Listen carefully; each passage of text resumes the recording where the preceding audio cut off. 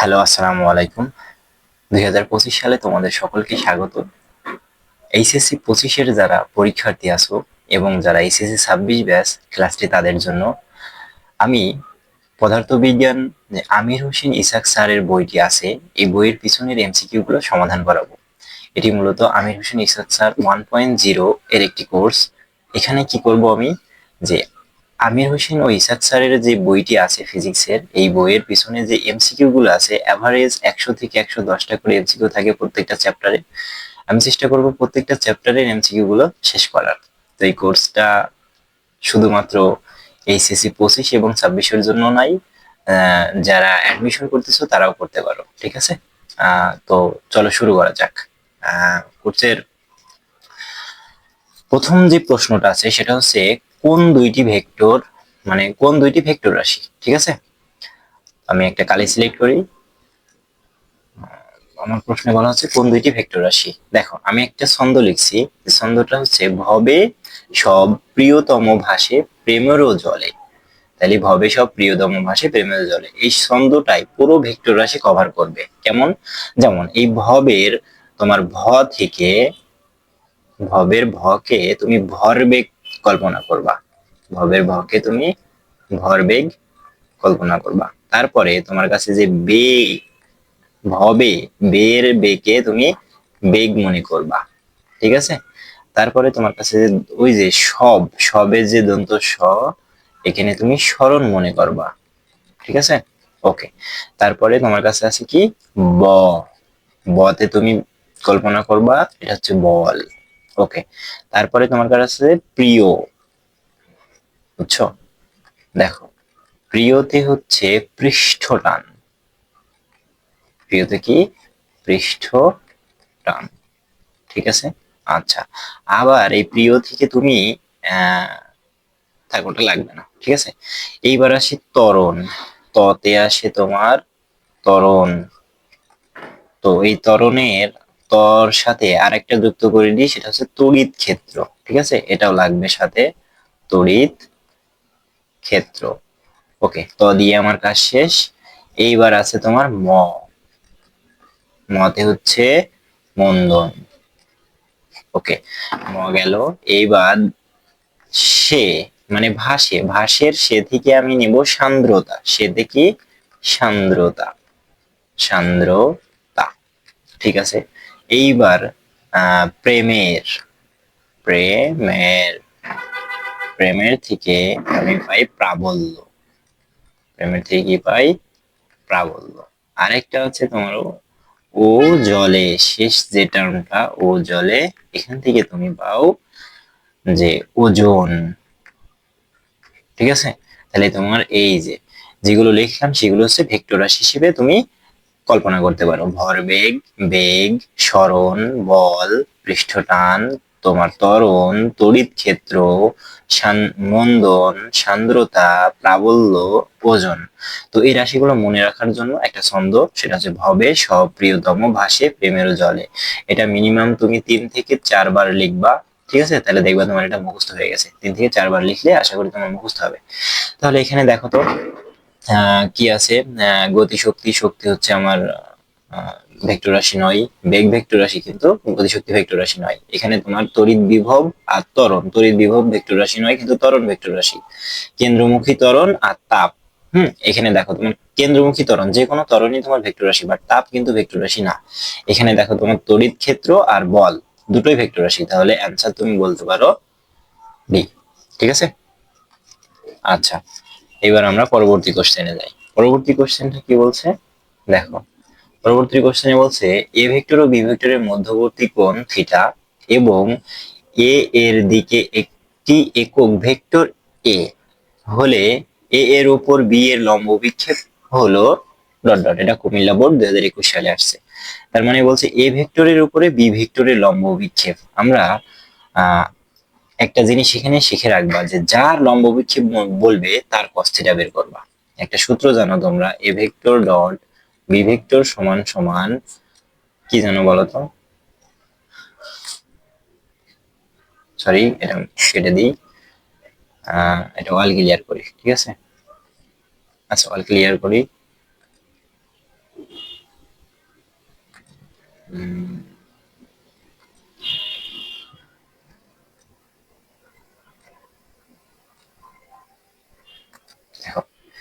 তুমি কি জানো, A vector dot B vector সমান সমান এ বি কস থিটা। তাহলে এটা তুমি জানো, ঠিক আছে। এখান থেকে যার লম্ব বিক্ষেপ বলবে তার কস থিটা বের করে নিবা। যখন বলছে বি এর লম্ব বিক্ষেপ, তখন তুমি করবা কি, যে বি কস থিটার মান বের করবা। তাহলে বি এর লম্ব বিক্ষেপ বি কস থিটা সমান সমান A vector dot B vector divided by A. এটা হচ্ছে বি এর কস। বুঝতে পারছো? তাহলে আর এটা যদি হয় একটা জিনিস কেন, তাহলে তোমার কাছে বি এর লম্ব বিক্ষেপ হচ্ছে বি কস থিটা, এ কস থিটা নয়। তাহলে একটা জিনিস এখান থেকে শিখলাম যে বি এর লম্ব বিক্ষেপ বি কস থিটা। এবার এইটা সত্যতা কিভাবে যাচাই করবো? দেখো তো, তোমরা একটা জিনিস শিখছো, এ ভেক্টর মানে এ একক ভেক্টর, এটা একক ভেক্টর কি কিভাবে প্রকাশ করব, যে এ ভেক্টরকে এই এ ভেক্টরের মান দ্বারা ভাগ করলে যেটা পাবো সেটা হচ্ছে একক ভেক্টর। তাহলে এখান থেকে এটা দেখো তো, এটুকু লেখা যায় না যে এই যে এ ভেক্টর বা এ ভেক্টরের মান, এটুকু আমরা লিখতে পারি কি এ ভেক্টর, আর সাথে ডট তোমার বি ভেক্টর ছিল। তাহলে এটার এইভাবে লেখা যায় যে বি ভেক্টর ডট এ এর একক ভেক্টর। বোঝা গেল? তাহলে এটাও সত্য। তার মানে 2 আর 3 আমাদের পসিবল ভ্যালু, 2 আর 3 আমাদের পসিবল ভ্যালু। ঠিক আছে? আচ্ছা, তাহলে তোমরা যেখানে বুঝবা না আমাকে টেলিগ্রাম গ্রুপে এটা কমেন্ট করতে পারো। তো পরবর্তী ম্যাথে যাই। পরবর্তী ম্যাথটা কি বলতেছে দেখো তো, যে যদি দুইটি সমান ভেক্টরের লব্ধি এদের যে কোনো একটির সমান হয়, তবে ভেক্টরদ্বয়ের মধ্যবর্তী কোণ নির্ণয় করো। তাহলে একটা শর্টকাট তোমাদের আগে শেখাইনি। যখন দেখবা, আগে এটা বলি, দুইটি সমান ভেক্টর, আমি ধরি দুইটা ভেক্টর পি আর কিউ, এবং এই দুটো কি সমান, এদের লব্ধি এদের যে কোনো একটি সমান, তার মানে এদের লব্ধিও আবার এদের যে কোনো একটা সমান হবে। তার মানে এক পর্যায়ে কি দাঁড়ালো, যে পি কিউ আর, তার মানে আমার ভেক্টর মানে সাধারণ ভেক্টর এবং তাদের লব্ধি ভেক্টর তিনটাই সমান হলো। যখন দেখবা এরকম পি কিউ আর, হ্যাঁ, যে তিনটাই সমান হচ্ছে তোমার, মানে ভেক্টর এবং ভেক্টরের লব্ধি তিনটাই সমান হচ্ছে, তখন মনে করবা থিটার মান সবসময়ের জন্য 120 ডিগ্রি। থিটার মান যদি 120 ডিগ্রি হয়, তখন পি কিউ আর সমান হয়। তো এটা কিভাবে হয় তোমার দেখো, তোমরা সূত্র পড়ছিলা যে আর স্কোয়ার সমান সমান P square plus Q square plus 2 P Q cos alpha. ঠিক আছে? এখান থেকে আমার টার্গেট হবে কজ আলফার মান বের করা। তো দেখো, আর কে আমি কি পি বিবেচনা করতে পারি, এটা পি। তাহলে পি স্কোয়ার, এই কিউ কে আমি পি বিবেচনা করতে পারি, P square plus 2 P into P into cos alpha. তার মানে আমি কিউ এর জায়গায়ও পি লিখছি এবং আর এর জায়গায়ও পি লিখেছি, তাই না? তাহলে এখানে দেখা যায় পি স্কোয়ার সমান সমান এখানে আসে 2 P square plus 2 P square into cos alpha. বোঝা গেল? তাহলে এখান থেকে তুমি যদি পি স্কোয়ার কমন নিয়ে কেটে দাও, তাহলে থাকে তোমার কাছে 2 প্লাস 2 কজ আলফা। হ্যাঁ, তাহলে এক পর্যায়ে দেখা গেল যে 2 কজ আলফা সমান সমান -1। হ্যাঁ, তাহলে এখন কজ আলফার মান আসে কি -হাফ। তো এখান থেকে তুমি আলফার মান বের করতে পারো 120 ডিগ্রি। বুঝতে পারলে? তাহলে যখন তুমি শর্টকাটটা মনে রাখবা, যদি দুইটি সমমানের ভেক্টর এর লব্ধি যদি তাদের সমান হয়, তাহলে কোণ হয় 120 ডিগ্রি। তাহলে অ্যান্সার ডি। বুঝতে পারলাম? ওকে, এইবার পরবর্তী কোশ্চেনটা পড়ো। এটাতে কি বলতেছে, একটি লন রোলার ঠেলা বা টানার সময় এর হাতলে অনুভূমিকের সাথে 30 ডিগ্রি কোণে 196 নিউটন বল প্রয়োগ করলে এর টানা অপেক্ষাকৃত সহজ হয়, কারণ ওজন তখন কমে। টানা কেন সহজ হয়? এখানে তোমাকে লন রোলার টানাটা আর ঠেলাটা বুঝতে হবে। ঠিক আছে? তো আমি লন রোলার টানার ক্ষেত্রে এটা বলি, মনে করো এটা তোমার হচ্ছে ভূমি, এটা তোমার ভূমি, আর এই ভূমির পরে তোমার একটা বাক্স আছে। এখন এই বাক্সটাকে তুমি এই বরাবর টানতেছ, এফ বলে টানতেছ, তখন তোমার এই এফ বলের দুটো উপাংশ তৈরি হয়। একটা যায় ঠিক এই উপাংশটা তোমাকে এই বরাবর ওকে নিয়ে যাবে। এইটা যদি আমি থিটা কোণ ধরি, তাহলে এই উপাংশের মান হয় এফ কস থিটা। তোমরা উপাংশ পড়ছো। এবং ঠিক এর মানে এই তোমার যে ভূমি বরাবর যে ছিল, তার ঠিক উপর বরাবর যে লম্ব বরাবর যেটা যায় সেটা হচ্ছে এফ সাইন থিটা। বুঝতে পারলাম? আর তোমার যে এই বাক্স ছিল, বাক্স যে ওজন সেটা নিচ বরাবর কাজ করে পৃথিবী বরাবর, সেটা হচ্ছে এমজি। এখন যখন তুমি এই এফ বলে উপরের দিকে টানতেছো, তোমার বলটা দুইটা অংশে বিভক্ত হয়, একটা হচ্ছে এফ কস থিটা বলে সামনের দিকে এগোতে থাকে, এবং এফ সাইন থিটা এই এমজি কে নাকচ করতে থাকে। এই এমজিটা হচ্ছে তোমার প্রকৃত বল, ঠিক আছে, তোমার প্রকৃত ওজন, প্রকৃত ওজন। আর এখন তোমার বল প্রয়োগের ফলে তোমার কাছে যে আপাত ওজনটা হবে, এটা ধর আপাত ওজন সমান সমান ওই এমজি থেকে তোমার এফ সাইন থিটা পরিমাণ কেটে যাবে। বুঝা গেল? এমজি থেকে এফ সাইন থিটা কমে যায়। তো এই যে কমে যাচ্ছে কতটুকু, এফ সাইন থিটা পরিমাণ কমে যাচ্ছে, এইটাই বলছে যে তখন ওজন কমে কতটুকু, এফ সাইন থিটা। তাহলে এফ সাইন থিটার মানটাই তোমার কাছে চাইছে। তখন এফ সাইন থিটা যখন কিভাবে বের করবা, দেখো তোমাকে বলে দিছে কত বল, 196 নিউটন বল বলে দিছে, ঠিক আছে, গুণ তোমার কাছে সাইন কোণের মান কত বলছে, 30 ডিগ্রি, তাই তো? তাহলে এটা ক্যালকুলেশন করো, এটা ক্যালকুলেশন করলে আসে 98 নিউটন। বাট তোমার কাছে কি নিউটন চাইছে, তোমার কাছে কিন্তু কেজি চাইছে, ভরে যখন চাইবে তখন তুমি এটারে দেখো, জি এর মান সাধারণত আমরা 9.8 জানি, ঠিক আছে। আবার যখন দেখবা যে হচ্ছে কিছু কিছু জায়গায় জি এর মান 10 দেওয়া রয়েছে, প্রায় জি এর মান প্রায় 10 এর কাছাকাছি, তখন এইটারে তুমি 10 দ্বারা ভাগ করো। এটারে যদি 10 দ্বারা ভাগ করো তাহলে তোমার মান আসে 9.8 কেজি। একে জির মান দ্বারা ভাগ করে দিলাম, ঠিক আছে। তাহলে এটা হচ্ছে তোমার অ্যান্সার। ওকে, পরবর্তী ম্যাথে যাই। পরবর্তী ম্যাথে কি বলছে দেখো তো। হুম, এটা বলতেছে যে এ থেকে বি এর দিকে একটা ভেক্টর, বি থেকে সি এর দিকে, এবং আবার এ থেকে সি এর দিকে একটা ভেক্টর। তো এই ভেক্টরের বেলায় একটা জিনিস খেয়াল করো, আমি চিত্রটা আঁকাই।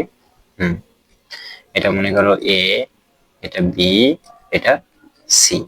তো এটা এদিকে যাচ্ছে, এটা এদিকে আসতেছে, এবং এটা আবার এদিকে যাচ্ছে। তার মানে এটা যদি আমি পি ভেক্টর, এটা কিউ ভেক্টর, আর এটা যদি আর ভেক্টর বলা হয়, তাহলে এটা এমন বোঝায় যে পি ভেক্টরটা হবে, পি ভেক্টর সমান সমান হবে আর ভেক্টর প্লাস কিউ ভেক্টর। কারণ সরাসরি এ থেকে সি তে যেই পি তে যাচ্ছে, আবার এ একই জিনিস এ থেকে বি তে আগে যাচ্ছে, বি থেকে সি তে, তার মানে সি তেই পৌঁছাচ্ছে। অর্থাৎ পি ভেক্টর সমান সমান আর ভেক্টর প্লাস কিউ ভেক্টর, ঠিক আছে। তো এইবার এটা কোথায় আছে দেখো, পি ভেক্টর সমান সমান আর ভেক্টর প্লাস কিউ ভেক্টর, এটা দেখো তোমার বি নম্বরে আছে। তাহলে এটা তোমার অ্যান্সার। বুঝতে পারছো? ওকে, পরবর্তী ম্যাথে যাই। পরবর্তী ম্যাথ হচ্ছে 6 নম্বর। দেখো 6 নম্বরে কি বলতেছে, এ ভেক্টর একটা দেওয়া রয়েছে যেটা হচ্ছে 2i plus J minus 3k, আর বি ভেক্টর আরেকটা দেওয়া রয়েছে 4j মাইনাস k ভেক্টর দ্বয়ের স্কেলার গুণফল কত। স্কেলার গুণফল মানে ডট গুণফল চাইছে। বুঝতে পারছো? তাহলে সরাসরি তোমার কাজ হচ্ছে এ ভেক্টর ডট বি ভেক্টরের মানটা বের করে ফেলা। তো এটা আমরা কি জানি, A vector dot B vector যখন বের করতে হয়, 2i cap plus J cap minus 3k cap, এটা তোমার এই ছিল dot 4j cap minus K cap. তো এটা যখন করব, দেখো এখানে আই এর সহগের সাথে আই এর সহগ গুণ করবো, বাট এখানে আই এর সহগ নাই, তো এটা কি হবে 0, প্লাস আমরা এবার যে সহগের সাথে যে সহগ গুণ করব, তাহলে কি হয় 4 4 প্লাস মাইনাসে মাইনাসে প্লাস, এইবার 3 3, তাহলে কত আসে তোমার 7। বোঝা গেল? 7 কোথায় আছে, মারো টিক। এরপরে হচ্ছে পরের প্রশ্নটা করো। হুম, যে আর ভেক্টর সমান সমান X I cap plus Y J cap plus Z K cap হলে ভি মানে নেবলা ভেক্টর ডট আর ভেক্টর সমান সমান কত হবে। বুঝতে পারছো? তাহলে নেবলা ভেক্টর তোমার মুখস্থ থাকা দরকার। দেখো নেবলা ভেক্টর কে এইভাবে প্রকাশ করা হয়, del del x I cap plus del del y J cap plus del del z K cap. বোঝা গেল? তো এটা হচ্ছে তোমার নেবলা ভেক্টর। তো নেবলা ভেক্টরের সাথে তোমার আর ভেক্টরে কি করতে হবে, ডট গুণন করতে হবে। আর ভেক্টর দেওয়া রয়েছে x I cap plus Y J cap plus Z K cap. তখন তুমি ডট গুণন করো, নেবুলার ভেক্টর ডট আর ভেক্টর ডট গুণন মানে কি জানো, যার আয়ের সহগের সাথে আয়ের সহগ গুণ, যে সহগের সাথে যে সহগ গুণ, কে সহগের সাথে কে সহগ গুণ। ঠিক আছে, তাহলে আমি সরাসরি একবারে করে দিই, ডেল ডেল এক্স তোমার x plus del del y into y plus del del z into z. ঠিক আছে, তখন দেখো এক্স এর যখন ডেল এক্স পার্সিয়াল ডিফারেন্সিয়েশন করো তখন 1 হয়, ওয়াই এর সাপেক্ষে ওয়াই এর ডিফারেন্সিয়েশন করলে 1, ওয়াই জেড এর সাপেক্ষে জেড এর ডিফারেন্সিয়েশন করলে 1, তাহলে এক এক যোগ করলে কত হয় 3। এটা হচ্ছে তোমার অ্যানসার।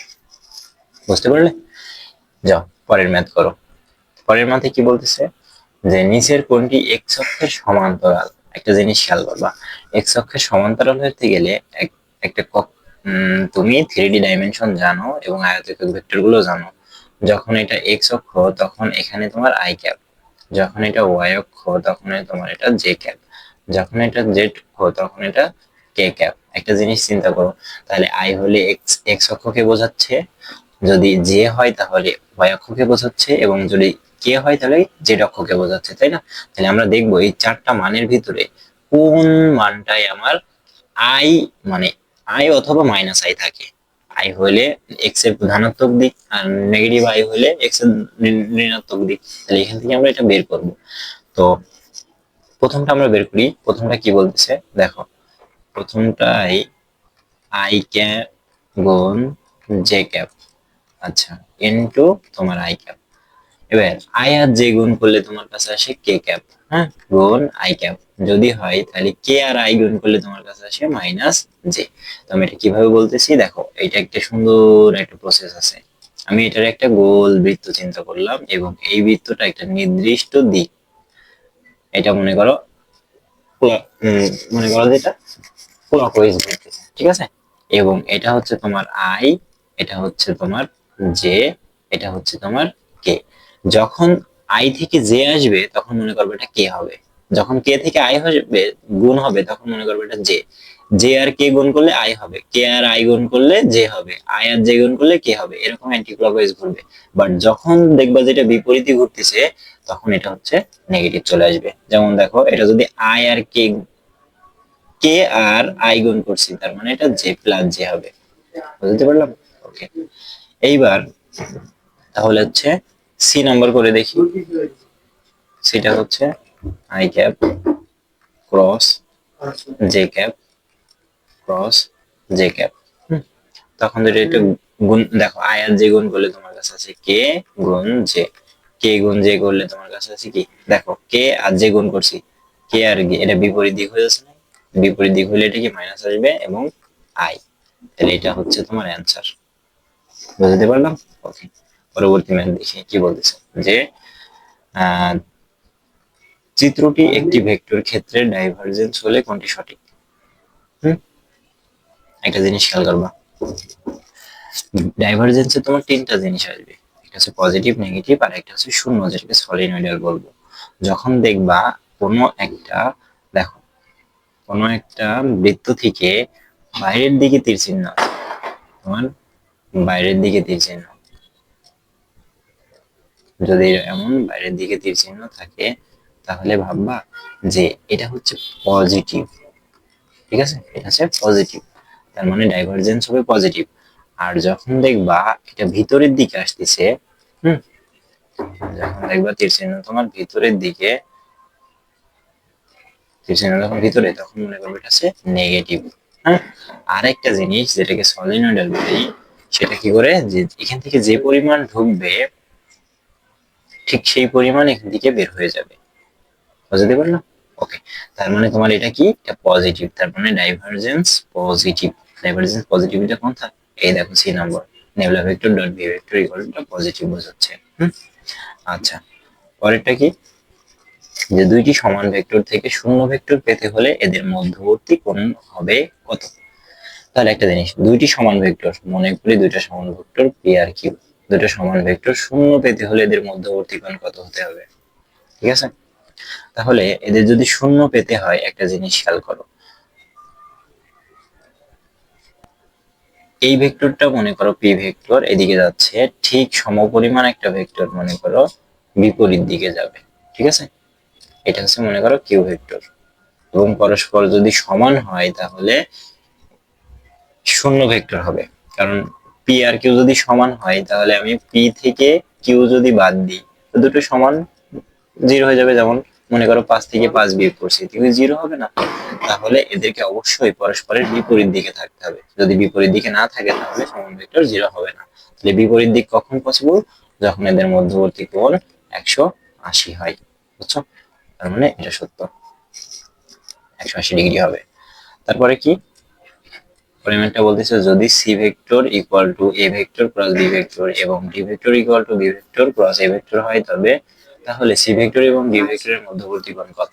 দেখো দেওয়া আছে সি ভেক্টর সমান সমান A vector cross B vector, আর তোমার কাছে এখানে বি ভেক্টর সমান সমান দেওয়া রয়েছে B vector cross A vector. আমরা একটু সিম্পলিফাই করি, দেখো মাইনাস নিয়ে এ ভেক্টরটারে আগে নিয়ে আসলাম, পরে বি ভেক্টরটা লিখলাম। তাহলে এখানে দেখা যায় ডি ভেক্টর সমান সমান মাইনাস সি ভেক্টর। কারণ কি, এই যে ভেক্টর প্লাস বি ভেক্টর সমান সমান সি ভেক্টর। তাহলে ডি আর সি ভেক্টর আমরা জানি সমান, কিন্তু পরস্পর বিপরীত দিক। যদি পরস্পর বিপরীত দিকে হয়, মনে করো এটা তোমার ডি ভেক্টর আর ঠিক এর বিপরীতে যাবে হচ্ছে তোমার সি ভেক্টর, তাহলে বিপরীত দিকে হলে এদের মধ্যবর্তী কোণ কত? 180। বিপরীত দিক হলে এদের মধ্যবর্তী কোণ কত? 180। বুঝতে পারলো? ওকে, এইবার পরবর্তী ম্যাথটা কি বলছে দেখো, যে ডট গুণন, তার মানে নেবুলার সাথে ভি এর ডট গুণন আছে, এটা একটা ডাইভারজেন্স বলছে। যদি ডাইভারজেন্স জিরো হয় তাহলে কোন পদার্থে আগত ও নির্গত ফ্লাক্স সমান হয়, এটা ডাইভারজেন্সের একটা বৈশিষ্ট্য। ওখানে দেখবে ডাইভারজেন্সের 4 থেকে 5টা বৈশিষ্ট্য আছে, এটা একটু মুখস্থ করে নেবা, ঠিক আছে? আগত ও নির্গত ফ্লাক্স সমান হয় একটা বৈশিষ্ট্য। তারপরে 3 নম্বরে যেটা ভেক্টর ক্ষেত্রটি সলিনয়েডাল, অবশ্যই ডাইভারজেন্স যদি জিরো হয় তাহলে এটা সলিনয়েডাল হয়। আর তরল সংকোচনীয় হয় না, অর্থাৎ তরল অসংকোচনীয়। বুঝতে পারছো? এখানে তিনটাই সঠিক। আচ্ছা, তাহলে পরেরটা যাই। দেখো এ ভেক্টর ও বি ভেক্টরকে বি প্রতি ভেক্টর বলা হয় কখন, তাই তো? বলা যায় কখন? একটা জিনিস খেয়াল করবা, যদি এ ভেক্টর সমান সমান তোমার 3i হয়, তাহলে এর বিপরীত ভেক্টর বি ভেক্টর যদি এর বিপরীত হতে হয়, তাহলে মনে করবা এর উল্টাটা হওয়া লাগবে, 1/3 i ক্যাপ হইতে হবে, ঠিক আছে? তাহলে এরকম উল্টা জিনিস কোথায় আছে? ওই দেখো এ নম্বরে। এ নম্বরে কি বলছে? এ ভেক্টর সমান সমান তোমার কাছে আছে 4i ক্যাপ, তাহলে বি ভেক্টরটা অবশ্যই হওয়া লাগবে 1/4i ক্যাপ। বুঝতে পারছো? পরস্পরের যদি 1 আকারে থাকে তাহলে মনে করবো এটা হচ্ছে বিপরীত ভেক্টর। তাহলে প্রথম এই অ্যান্সার সত্য। তারপরে যাই, দেখো পরের ম্যাথটা কি বলতেছে, যে এ ভেক্টর ও বি ভেক্টরকে সন্নিহিত বাহু ধরে অঙ্কিত ত্রিভুজের ক্ষেত্রফল কত? যদি একটা ত্রিভুজের দুটো বাহু এ আর বি বোঝায়, তাহলে তখন তাদের ক্ষেত্রফল সমান সমান হয় half into A vector cross B vector এর মান। তার মানে A vector cross B vector করে এর মান বের করে 2 দ্বারা ভাগ করলে আবার ত্রিভুজের ক্ষেত্রফল পাবো, ঠিক আছে? কিন্তু এখানে যদি সামান্তরিকের বলতো, যদি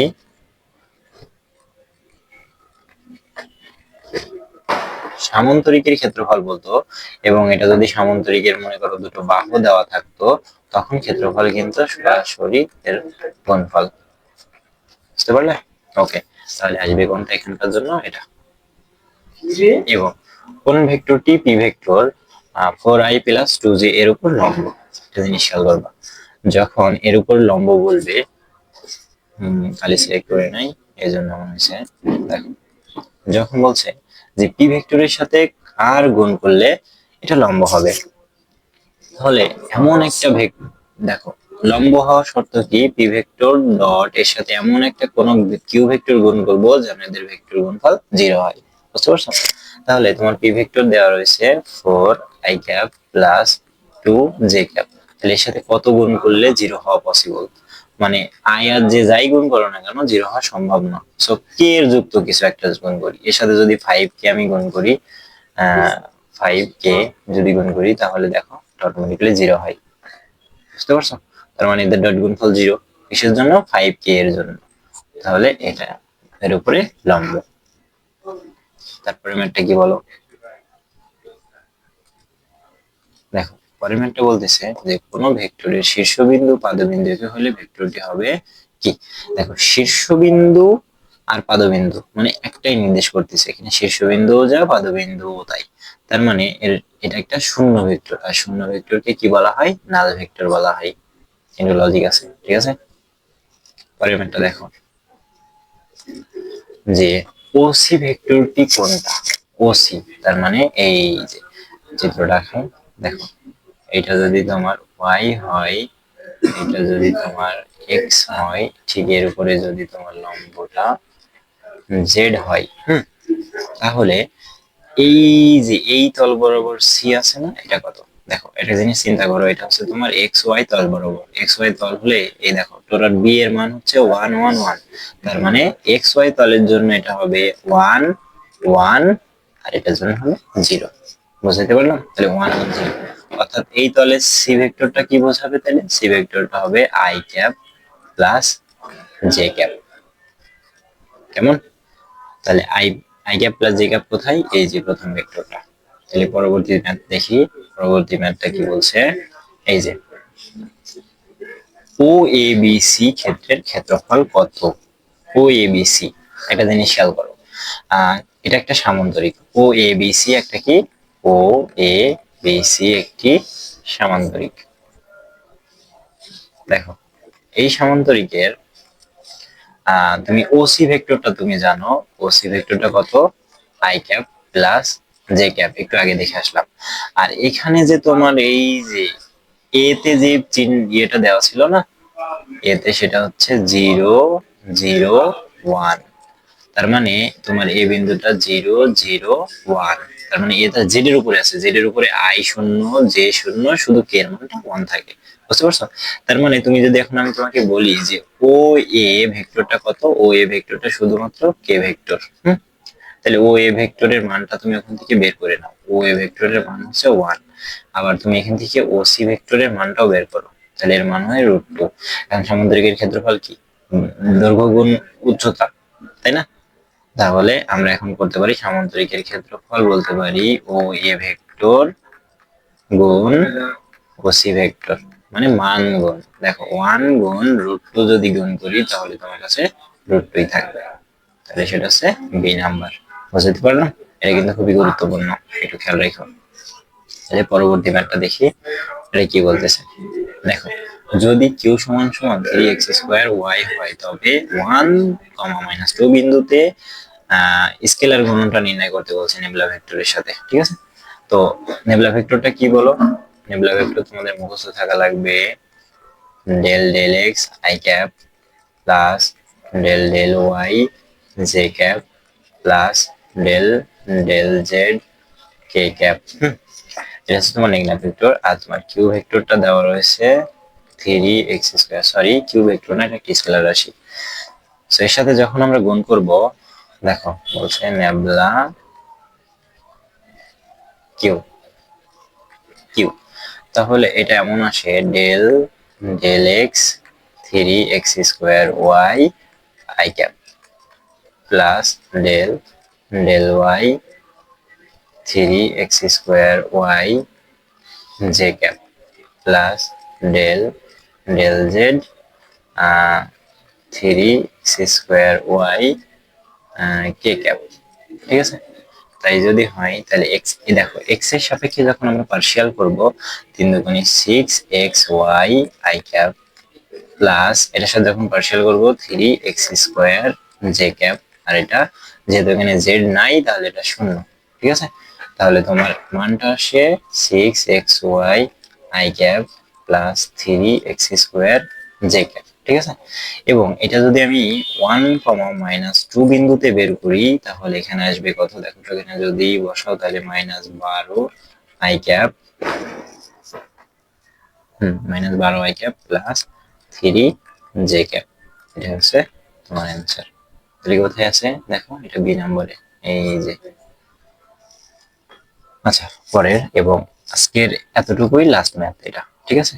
দেখো পি ভেক্টর কিউ ভেক্টর আর ভেক্টর মানের তিনটি ভেক্টর একটি ত্রিভুজের তিনটি বাহু দ্বারা একই ক্রমে নির্দেশিত হলে নিচের কোনটি সত্য। একই ক্রম নির্দেশ করছে, তাহলে দেখো এটা একটা ত্রিভুজ, যদি এটা একটা ত্রিভুজ হয় এবং এটা এ বাহু, এটা বি বাহু, এটা সি, হ্যাঁ, মনে করো এটা তোমার হচ্ছে পি ভেক্টর, একই ক্রম, ঠিক এই ক্রমে যাবে মনে করো কিউ ভেক্টর, আর ঠিক এই ক্রমে মনে করো আবার ফিরে আসবে তোমার আর ভেক্টর।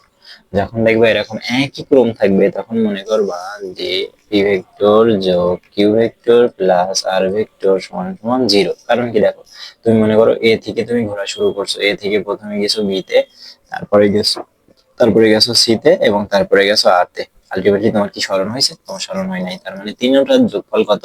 0। এখন এটা কোথায় আছে খুঁজে বের করো, এটা ডি তে। আচ্ছা, নেক্সট ক্লাসে আমরা পরবর্তী থেকে ক্লাস করব, ঠিক আছে? ওকে, আজকে এই পর্যন্ত। আসসালামু আলাইকুম।